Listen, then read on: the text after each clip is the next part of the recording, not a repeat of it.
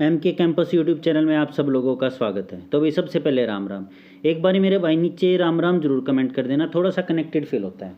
हम इस सीरीज़ में अपना अलग अलग एमसीक्यू करेंगे साइंस से रिलेटेड, जो कि आप लोगों के लिए सभी गवर्नमेंट जॉब्स के लिए इम्पोर्टेंट है। जैसे कि अपने हरियाणा स्टाफ सिलेक्शन कमीशन या फिर अपनी स्टाफ सिलेक्शन कमीशन सेंटर की या स्टेट की जितनी भी जॉब्स हैं, जैसे सीईटी होगी, ग्रुप डी होगी, पुलिस होगी, या फिर चंडीगढ़ में कोई भी एग्ज़ाम है उससे रिलेटेड होगी, तो ये सभी के लिए बहुत ज़्यादा इम्पोर्टेंट है। तो स्टार्ट करते हैं। आप लोगों के लिए 10 क्वेश्चन दिए जाएंगे, सभी में 5 सेकंड आप लोगों को उत्तर छांटने के लिए दिए जाएंगे और उसके बाद एक्सप्लेन किया जाएगा। लास्ट में आप लोगों को अपने उत्तर नीचे कमेंट करने, ताकि आप लोग आपस में एनालाइज कर सकें कि किसका कितना स्कोर बना है। So let's start. Question number 1, what is the meaning of Olympic symbol? Olympic symbol का क्या मतलब है? Option A continuity, option B integrity, option C urge to play, option D challenge. आप लोगों का टाइम स्टार्ट होता है अब।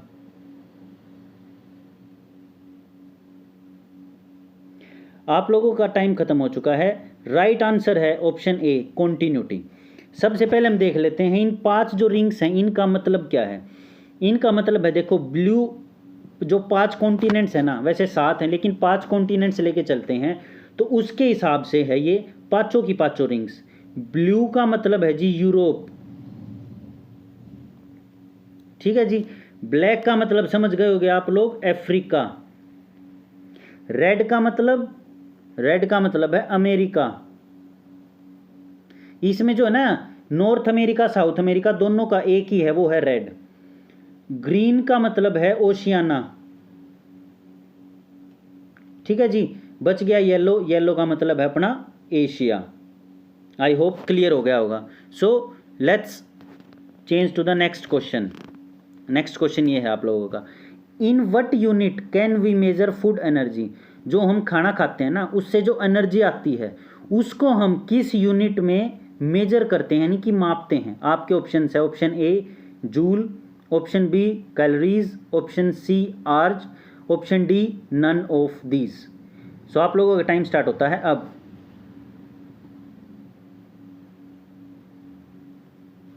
Right option is option B, यानी कि कैलोरीज। CAL करके इसका सिंबल होता है और इसको हम इससे डिनोट करते हैं। और हम जो भी खाना खाते हैं ये कहते हैं ना कि इस खाने में इतनी कैलोरीज हैं या चीनी में इतनी कैलोरीज हैं, 238 या 298, इस हिसाब से वो कैलोरीज डिफाइंड होती हैं। So next question, question number 3, which of the following is false? ये जरूर पढ़ लिया करो, यानी कि गलत है। With reference to the photovoltaic cell, यानी कि फोटोवोल्टिक सेल है जो नीचे वाला क्वेश्चन ऑप्शंस, उसमें से कौन सी गलत स्टेटमेंट है? देखो आप लोगों का फर्स्ट ऑप्शन है, it can store light energy in the form of electric energy. ये स्टोर करती है लाइट एनर्जी को जो कि इलेक्ट्रिक एनर्जी से आती है। Option B, it convert electric energy into light energy. ये जो इलेक्ट्रिक एनर्जी है उसको लाइट एनर्जी में कन्वर्ट करती है। Option C, it is another name as solar cell. इसका दूसरा नाम है सोलर सेल। किसका? इसका फोटोवोल्टिक सेल का। Option D, it can be used as infrared detector. इसको हम इंफ्रारेड डिटेक्टर के नाम से भी जानते हैं। किसको? इसको, फोटोवोल्टिक सेल को। तो इसमें से कौन सा गलत है? इसमें से आपका गलत है ऑप्शन नंबर 5 सेकेंड दिए जाते हैं अब। So right option is option B, क्योंकि ये इलेक्ट्रिक एनर्जी को लाइट एनर्जी में नहीं करता। ये कोई बल्ब थोड़ी ना है, बल्ब करता है इलेक्ट्रिक एनर्जी को लाइट एनर्जी में कन्वर्ट, समझे? तो ये वो नहीं है। ये काम कैसे करता है? ये है जी फोटोवोल्टिक सेल, जो कि कंप्लीट, ये this is called photovoltaic cell. ये क्या काम करता है? ये काम करता है, मान लीजिए एनर्जी, सन की तरफ से लाइट आई और ये इस प्लेट के ऊपर पड़ी, सोलर प्लेट। सोलर प्लेट में क्या होता है? N और P टाइप के सेल होते हैं, यानी कि सोलर सेल। N और P का मतलब है पॉजिटिव टाइप सेल और नेगेटिव टाइप सेल। इसके अंदर इलेक्ट्रॉन जो होते हैं ना, नेगेटिव सेल इलेक्ट्रॉन, वो मूव करते हैं ऊपर नीचे ऐसे स्प्रिंग की तरह मूव करते हैं, ऐसे ऐसे ऐसे ऐसे, ठीक है। तो जब भी लाइट आती है, लाइट की एक वेवलेंथ होती है, यानी कि जब लाइट आती है तो वो फोटोन की फॉर्म में लाइट आती है नीचे इस प्लेट के ऊपर, ये जो प्लेट है इसके ऊपर फोटोन की टाइप में लाइट आती है। तो जब भी फोटोन्स को हम क्या कहते हैं, फोटोन्स को कहते हैं small bundle of electromagnetic radiations. समझे, इलेक्ट्रोमैग्नेटिक रेडिएशंस ही तो है ये, तो इनका स्मॉल बंडल्स को कहते हैं फोटोन।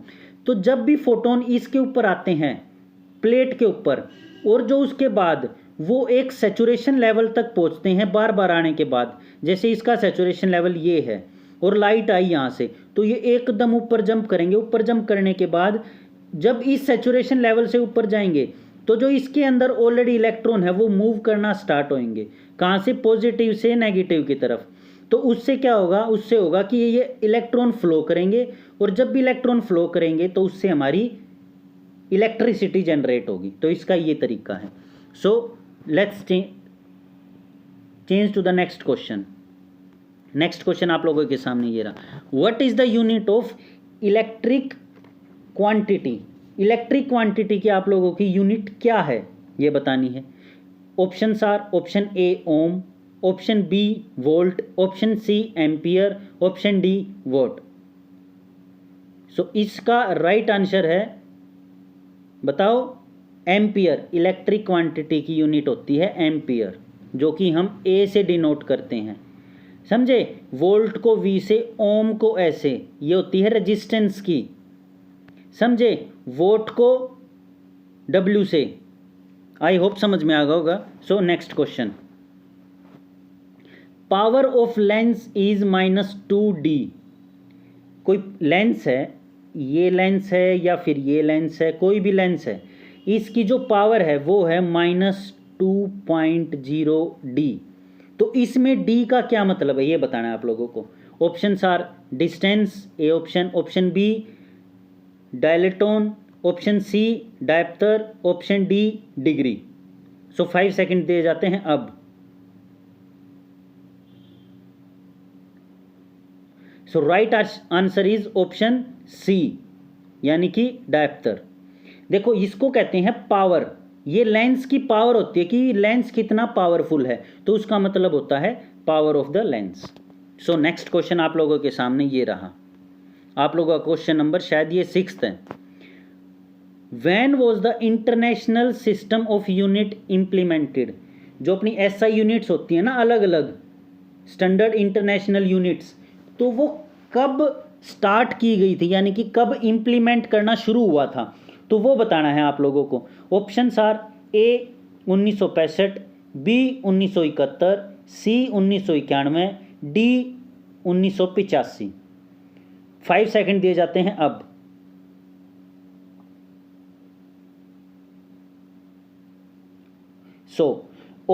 आप लोगों का right answer is option number B 1971। अब देख लेते हैं international system of unit implementation में क्या क्या इंपॉर्टेंट है। ये सारी चीज़ें हैं, KMAS, मोल, KG, CD, ये याद रख लेना।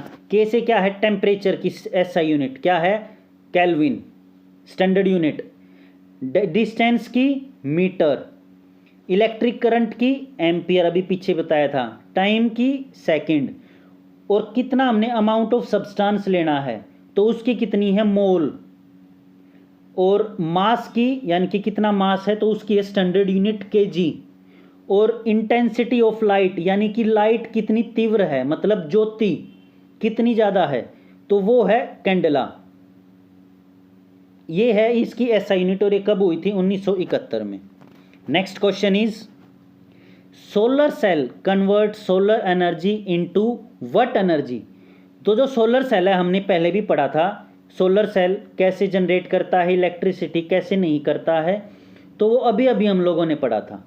तो वो सोलर एनर्जी से किस में कन्वर्ट करता है। Option are A electrical energy, option B kinetic energy, option C mechanical energy, या option D thermal energy. So आप लोगों को 5 सेकंड दिए जाते हैं अब।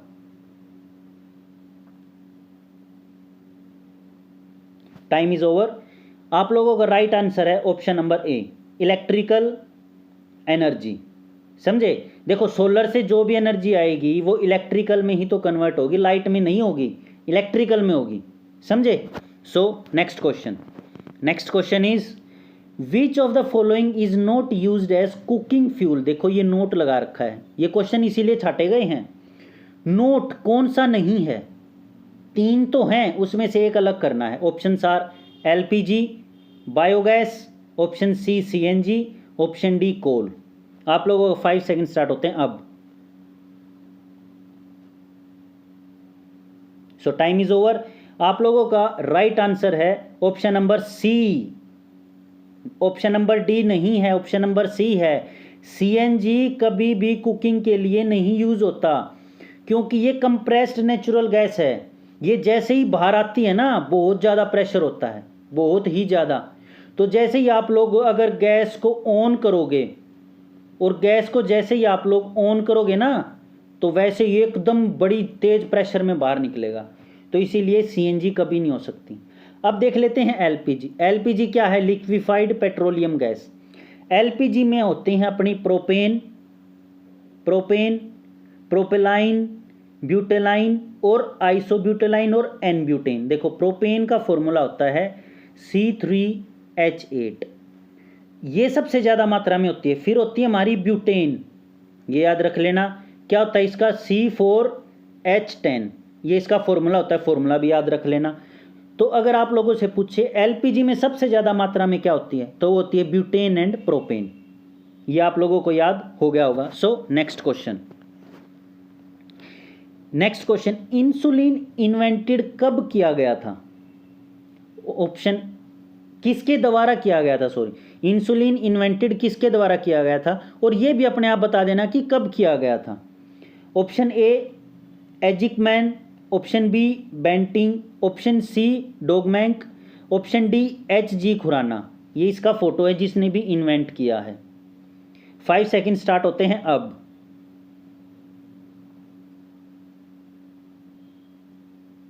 सो आप लोगों का राइट आंसर है ऑप्शन नंबर बी, बेंटिंग, जो कि इनका पूरा नाम है सर फ्रेडरिक जी बेंटिंग। और इनके 2 और साथी थे जो कि चार्लेस H. बेस्ट, एंड एक और साथी था इसका J.R. मैच्योर्ड।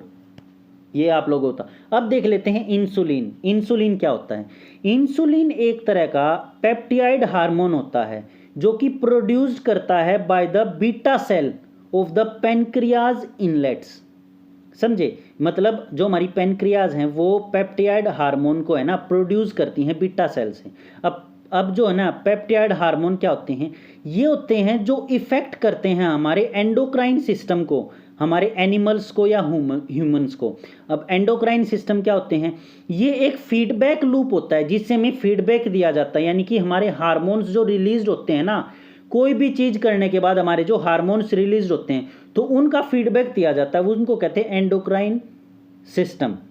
अच्छा जी, अब इंसुलिन का देख लेते हैं, हमने देख लिया। अब ये काम करता है, ये करता है जी रेगुलेट द मेटाबॉलिज्म। जो हमारा मेटाबॉलिज्म है ना हमारी बॉडी का, उसको रेगुलेट करता है मेटाबॉलिज्म में। किस किस में? कार्बोहाइड्रेट हो गई, फैट हो गई, प्रोटीन हो गई। किसको प्रमोट करके? ग्लूकोज के एब्जॉर्प्शन को प्रमोट करके हमारे ब्लड में, और ब्लड के थ्रू हमारे लीवर में, फैट में, स्केलेटन मसल्स में। तो वो काम होता है इंसुलिन का। नेक्स्ट क्वेश्चन आप लोगों के सामने ये रहा। Next question is which gas is used for unnatural ripening of fruits. मतलब जो अलग से कोई भी अननेचुरल सब्सटेंस हमारे फ्रूट्स के अंदर भर के, जैसे ये यहाँ पर भरा जा रहा है टमाटर के अंदर, और वो जल्दी से पक जाएं, तो वो कौन सा अननेचुरल गैस होती है? Option are ethylene, option B ethane, option C CO2 यानी कि carbon dioxide, option D acetylene. आप लोगों को टाइम स्टार्ट होता है अब।